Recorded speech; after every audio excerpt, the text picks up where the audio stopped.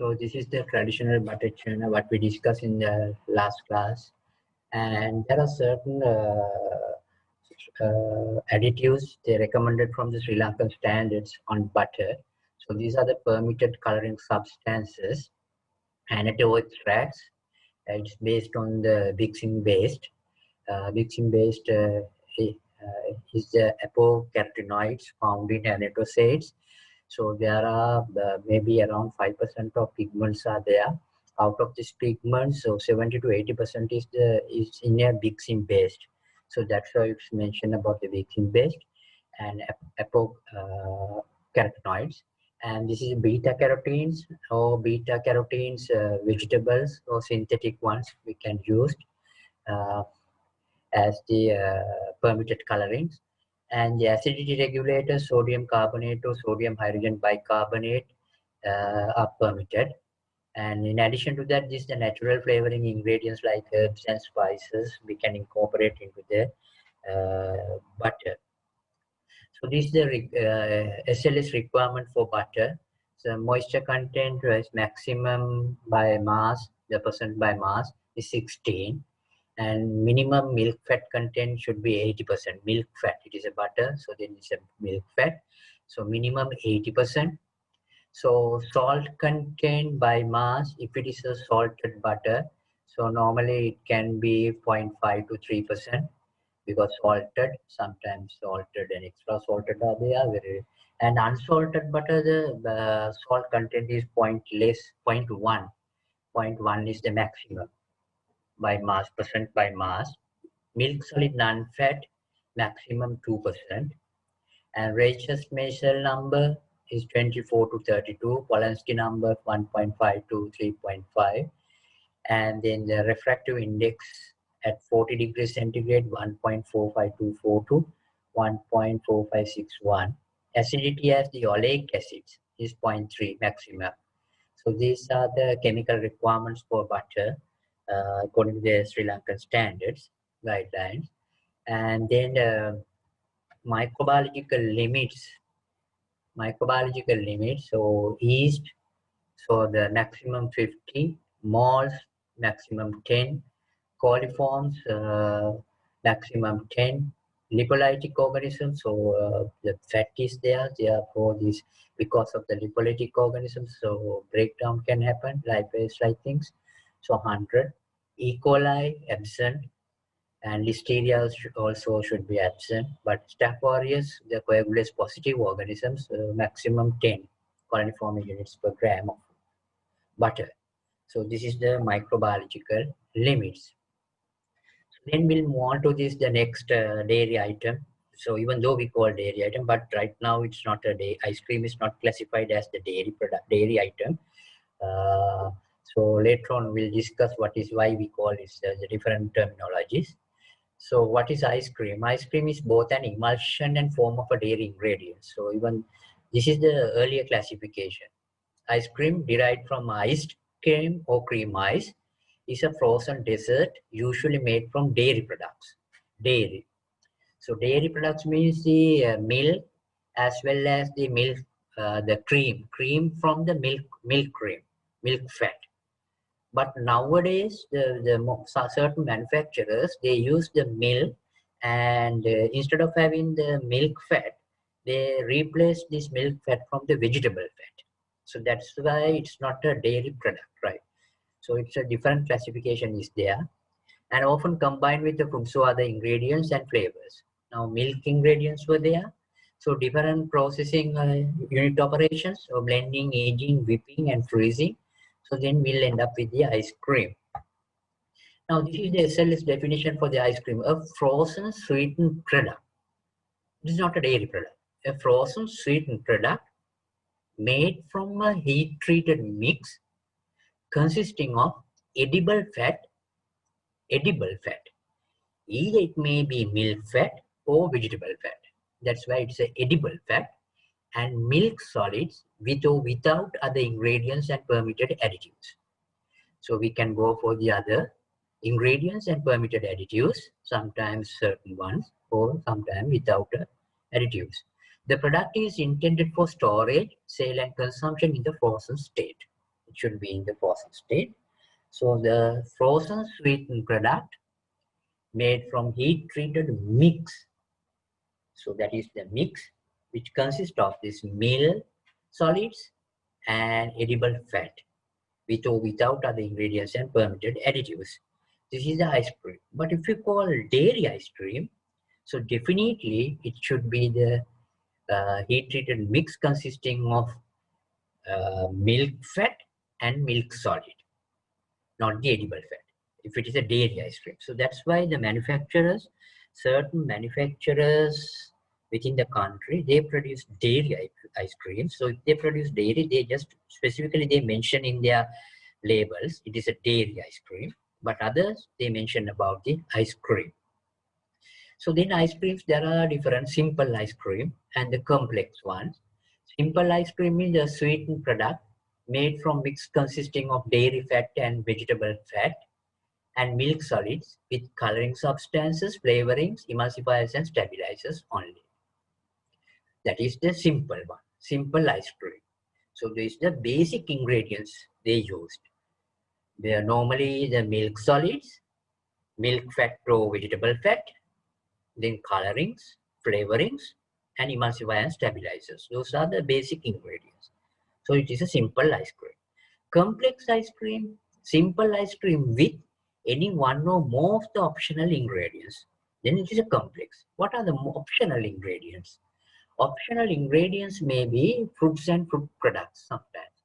Mature fruits and fruit products, we know that this right now is available in the ice cream. So maybe certain fruit are incorporated into that. Maybe preserves are there, pumpkin preserves are there. So likewise, the canned fruits, dried fruits, fruit syrups are there. Nuts, free from damages, rancidity, molds, insect and rodent infestation. So nuts are incorporated. So the food ingredients so impart flavor, taste and texture like cocoa, chocolate, coffee, ginger, honey, treacle. There are different things were incorporated in that. Honey and treacle is there, ginger, coffee. So then we can use the optional food grade salts we can use. Eggs, fresh or pasteurized egg products, powders like things we can use. And the other additives, coloring substances, natural or artificial colorings. So we have to restrict the levels. Emulsifiers and stabilizers are there. You can see the list is there. Many emulsifiers and stabilizers we can use. And gelatin, pectin, carrageenan, mono and diglyceride of fatty acids, sodium carboxymethylcellulose, methyl cellulose, then the polyoxyethylene derivatives of sorbitan monostearate, polyoxyethylene derivatives of sorbitan tristearate, polyoxyethylene derivatives of sorbitan monoolate, gum arabic, and then Tacacant gum, and xanthan gum, guar gum, locust bean gum, alginic acid, and its sodium, potassium, ammonium, and calcium salt, sodium alginate like things, potassium alginate, propylene glycol alginate. So these are some of these common emulsifiers and stabilizers. Then we can use the acidity regulators, citric, lactic like things. Flavoring substances are natural, nature identical or artificial flavoring substances. Then the sweeteners are there, maybe artificial sweeteners, non-caloric artificial sweeteners for the diabetic patients. Sometimes they use these sweeteners, polyols and isomalt, neotame, asulfame, aspartame, sucralose. These are many sweeteners are permitted. So generally in the ice cream, so this is the general composition. So around water is 55 to 64% of water, and the milk fat maybe 10 to 16% of milk fat. Milk solid non-fat 9 to 12%. Sweetness 12 to 16% of sweetness were there. Out of this sweetness, the sucrose is 10 to 14, and then the glucose-based corn syrup 4 to 5 is there. So the sucrose, so even the sweetness we can go for the glucose-like thing. So then we'll have the very soft ice cream, but generally we use the sucrose, but and 10 to 14 and glucose-based corn syrup also there. And stabilizers and emulsifiers, so it's a mixture of stabilizers and emulsifiers, 0.2 to 0.5%. So all these are the weight bases, either in the mix or in the frozen ice cream.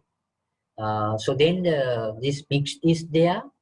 So then the special feature of this ice cream is, so during this manufacturing process, so air is incorporated into this ice cream mix while freezing. So this air is incorporated. So that air, incorporation of air is we call as the overrun. Generally, overrun percentage is 100%.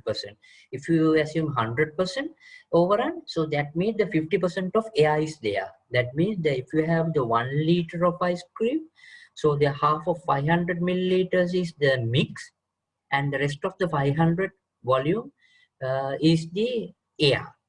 So that's why when you take it out from the ice cream from the freezer and keep it in a normal ambient temperature, if you keep it in ambient temperature, maybe after a few hours or several hours or half an hour's time, sometimes the volume will reduce up to the half or less because air will remove it.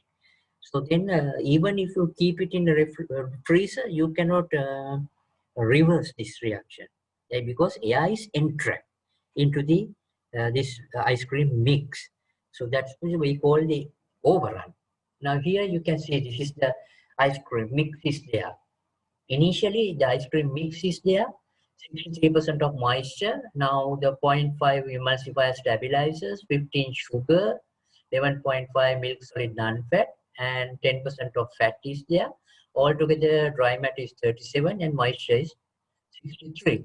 But once it incorporate air, 100% overrun, so then half of that is the air, and then the half of this moisture, and half is the milk solid non-fat is the overrun, 100% overrun.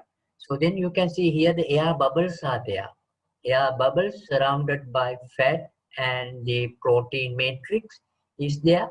Sometimes the ice is there, water is frozen, or maybe the unfrozen ice is there, unfrozen water is there. So the proteins are there because of the stabilizers. Then the air bubbles will stabilize within this mix.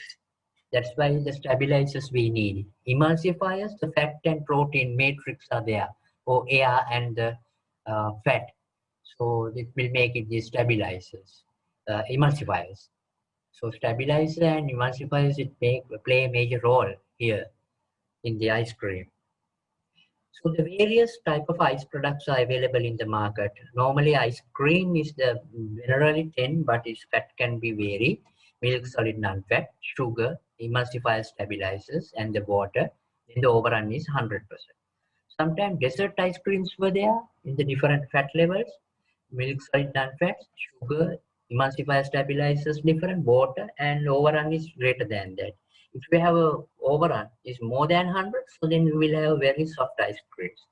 Even if you use the glucose instead of having the sucrose, so then you will have the very soft ice creams. Then another milk ice, 4% of fat, milk is there. Sherbet also, the milk and fat is there. But some people, you have come across that in the market. There are different kind of product is available. It is in the triangular shape and covered with the small triangular like cardboard like things. That is the water ice. Water ice, it is not the dairy item. You can see no fat, no milk solid non-fat, only sugars, emulsifiers, stabilizers, and water. No overrun. This is a mixture of that. Even when you take this carbonated beverages available in the market, and if you just have the popsicles like malts are available. Popsicles, malts are available. You just put some non-carbonated beverages into the malt and place the lid and keep it in a freezer. So then you will have this the popsicle like thing. Those are water ice. No fat, no milk solids, only sugar, flavors, emulsifiers, colorings, and the water. That's all. Then water ice is not an ice cream, not a dairy product. It's only water ice. But ice cream, it's a milk. Dessert ice also a milk-based one, and milk ice, sherbet, everything is a milk-based. So the procedure of ice cream making is very important. Basic steps were there. So then the basic steps, almost the unit operations were there. So then the homogenization and aging the mix, and freezing, whipping, packaging, hardening. So we'll discuss. Now this is the flow chart of this ice cream manufacturing process. Now cream is there and the raw milk is there. So then the standardization based on our requirement. So sometimes the milk fat, it can be around 10 to 16, but basically 11 to 12%. So then the mixed preparation is there. Mixed preparation, we mix sugar, milk powder, glucose syrups, stabilizer, emulsifiers are mixed in the mixed preparation. So then filter, balance tank. So then the plate heat exchanger, we have to preheat and then homogenize. So then again, after homogenization in the plate heat exchanger, we pasteurize it. Pasteurize. So then we have to keep it in an aging vat. Why we have to keep it in aging? Because of this, the importance is provide time for fat crystallization.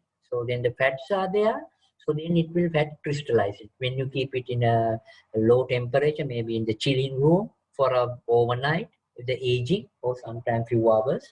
So fat crystallization. Then once the fat crystallize, so then when you eat the ice cream, so you feel some sort of a, we call the body. Body means that will retain in your mouth for a while. So then you will have different sensations. Right, so now take the water and just try to keep it in your tongue. No, it's quickly it will just swallow it. But ice cream, it will retain in your tongue for a while because of this fat crystallization and the different characters, and develop the flavor and texture of the final product. Improve body, that is the body and texture of the final product. Improve the whipping capacity. Whipping capacity means the incorporation of air is overrun. So we can incorporate whipping. Foams are there, FOAM, foam. We can incorporate the air. Increase maximum overrun and melting resistance is there because of this aging. After aging, now it will in the balance tank. So then we have to incorporate this essence and colorings, because after pasteurization we incorporate so the flavor substance flavorings, and then the freezing and air incorporation. This air incorporation is we call as the overrun.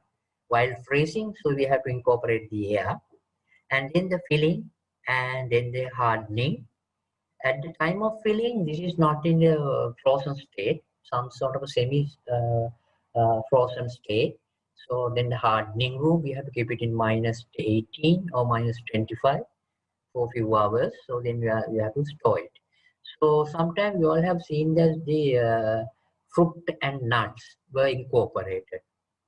But if you incorporate fruit and nuts in the initial stage, so when you prepare the ice cream, all fruits and nuts may be settled down in the bottom of the ice cream, the material, the plastic or the container, the bottom of that.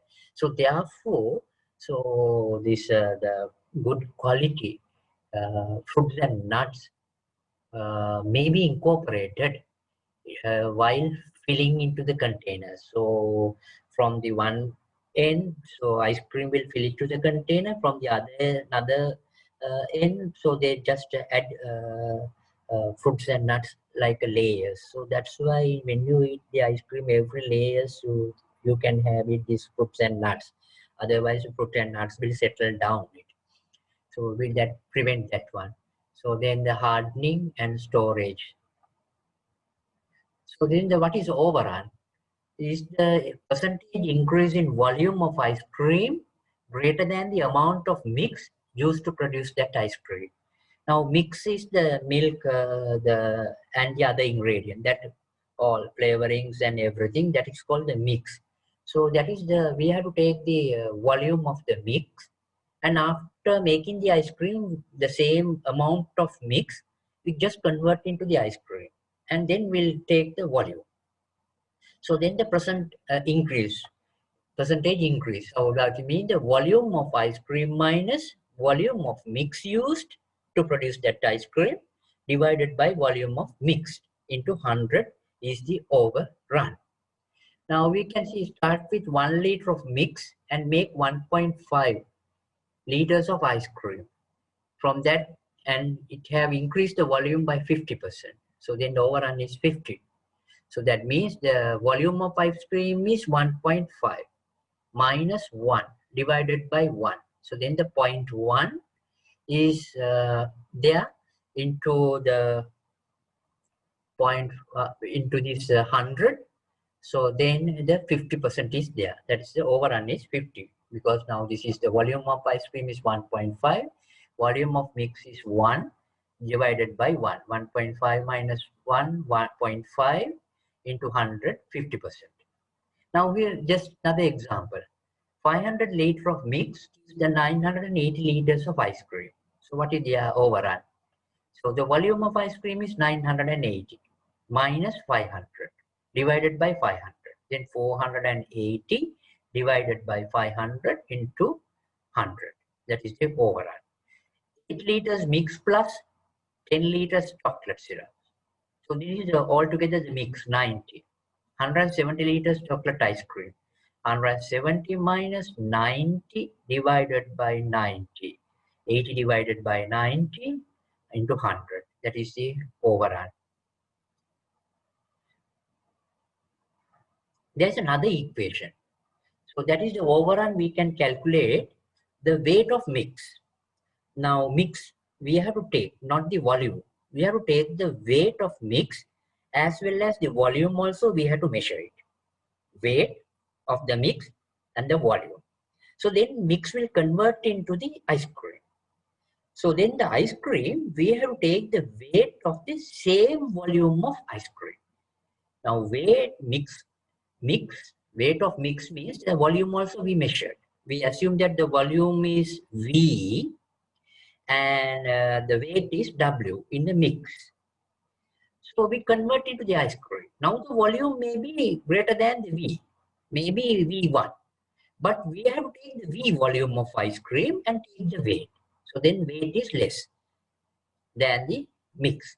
So therefore, weight of mix divided by weight of same volume of ice cream into 100 minus 100 is the overrun. Now this is the overrun of the beeping. I told you earlier also the 100% overrun is 50 air is incorporated. So then this is the other ingredients. And there are different kind of ingredients. I told you that we incorporated into the ice cream mix. Now first one is the milk fat. There are different functions of the milk fat, and so this will increase the flavor in ice cream. Yes, so the fat component adds richness of flavor and produces smooth texture. It contributes to a smooth texture with a creamy body and good melt down. So that's why the good melting properties are there. When you just take it into your mouth, quickly it will melt in. So because of this, the fat component, so this is milk fat, so it gives the good melting property. The fat component adds richness of flavor, contributes to the smooth texture with creamy body and good melt down, and adds lubrication to the palate. Lubrication to the palate, as well as while preparing this ice cream in an instrument, that is in the freezer barrel. These ice creams will come out from the conveyor, the line. So that is because of this, the fat. It's a lubrication effect is there, lubricating. As well as the lubrication to the palate as it consumes. Never stick on your mouth. So the lubrication is there. So the milk fat sources are the fresh sweet creams. Sometimes we can use the butter, sweet creams are used, anhydrous milk fat we can use as the milk fat source. Then the milk solid non-fat, mainly milk solid non-fat is the lactose, protein, casein and whey, and the minerals and vitamins are there in the milk solid non-fat. It's available. It's a mixture of this, the ingredients. And the functions of this milk solid non-fat, so that's also, it's contributes to the flavor, and but more importantly, it improves the body and texture of the ice cream by offering some chew resistance. So when you eat it, the resistance is there. So sometimes they create chew resistance, chewing, biting. So this is the resistance is there. So that is because of the milk solid non-fat. So it's contributes to the flavor, but more importantly improves the body and texture of the ice cream by offering some chew resistance and enhancing the ability of the ice cream to hold its air incorporations. So higher overrun comes because of this milk solid non-fat. Milk solid non-fat is there, solids are there, so then the air entrap. So that's why we call as the enhancing the ability of the ice cream to hold its air. So the limitation of milk solid non-fat, sometimes if you use more milk solid, so it gives the off flavors, or sometimes so if it is excess lactose is there, so then lactose leads to sandiness. So sandiness means the lactose crystals are there. When you eat it, sometimes you feel some sandiness, sand. When you eat it, the sand-like texture is there because of this crystallized the solution lactose, or the lower the freezing point to an unacceptable levels. So then it goes to sandiness in the ice cream because of this milk solid non-fat. And sources, it's a cheap source of total solids, especially whey powder. Process of this low heat skim milk powder, sweeten condensed or skim milk, condensed buttermilk powder, condensed all milk, dried or condensed whey, we can use as the milk solid non-fat. So then the sweetness, I told you that is the 12 to 16, and out of that is the sucrose as well as the syrups we can use.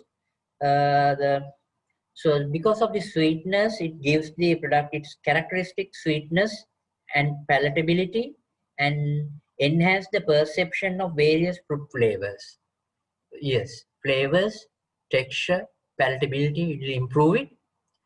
Sometimes when the sweetness are used, sugar-like things. So if you have the sugar solutions or salt solutions, can remember that the freezing point is maybe very low level, minus 20 or something, minus 20 or even 27 or lower than that. So therefore it remains some unfrozen water. Unfrozen water is there, right? Unfrozen water is there. Sometimes this unfrozen water is there. So then because of this unfrozen water, it will help to scoop ice cream, scooping. So when you take it out from the freezer, easily you can scoop it. Otherwise, now take the classic example, you take the water and keep it in a freezer. Then you have the frozen ice is there and ice cream, and take both together and try to scoop it.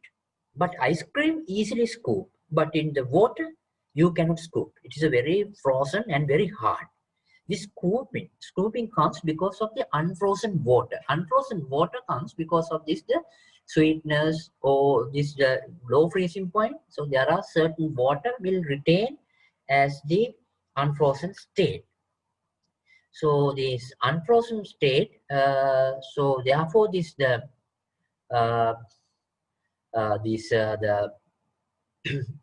because of this unfrozen state, so it's easily we can scoop the ice cream.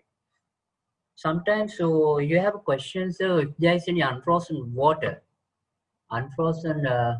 is there, unfrozen water there, so then the water can migrate into the within the product. But we are using these stabilizers. So then the stabilizers holding this water so that it cannot migrate within the product. So unfrozen water cannot migrate within the product because of the stabilizers. So the common sweeteners are the sucrose, then the main one, or corn syrups we can use, give the firm and more chewing body and improve the shelf life.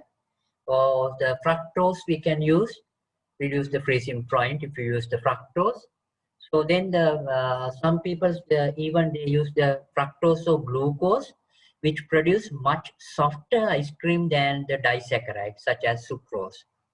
Very soft ice cream, fructose or the glucose. If you use this monosaccharide, so then it's you can have the soft ice cream. So these softer ones than the disaccharides. And then the stabilizers. Stabilizers, so I told you that emulsifiers and stabilizers, long list I told you earlier. So there are stabilizers, it is mainly polysaccharide food gums. So increased viscosity and the water holding capacity is increasing. So that's why the unfrozen water cannot migrate because of the stabilizers.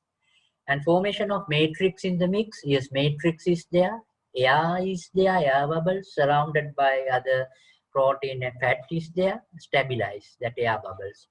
Extend the shelf life because of the stabilizers. Inhibition of syneresis. Sometimes the water will separate it from the product, or way off, we call as way off. It will prevent, inhibit. Improve air incorporation. Improve meltdown characteristics. So sometimes if you don't use the stabilizer, so then the ice cream become more coarse. So I see very quickly, so the coarse ice cream, you can have it without stabilizers. And the other important characters, there are many. Prevent serum separation. So that's why the synergy is like serum separation. Stabilize the emulsion to prevent creaming of fat. Yes. Stabilize emulsion also will stabilize, so then prevent the cream separations. That will aid in suspension of liquid flavors. So the air bubbles will stabilize and hold the flavorings. Lactose crystal growth during storage will prevent because of the stabilizers. Sometimes the lactose that can make it this the crystals, so then if we feel the sandy texture. Prevent moisture migration, so some body and mouth feeling, promote good flavor release, increase viscosity in the unfrozen phase also. Viscosity will increase it in the unfrozen. Otherwise, within the ice cream, certain ones are very viscous, certain are very less viscous, but this will help to the, even in the unfrozen space, so we have the more viscosity. So this is the stabilizers I told you earlier also, locust bean, guar gum, gelatin, corn flour, alginate, carrageenan, xanthan gums. Then the emulsifiers. Emulsifiers which will help to develop the appropriate fat structure, that the emulsifier, and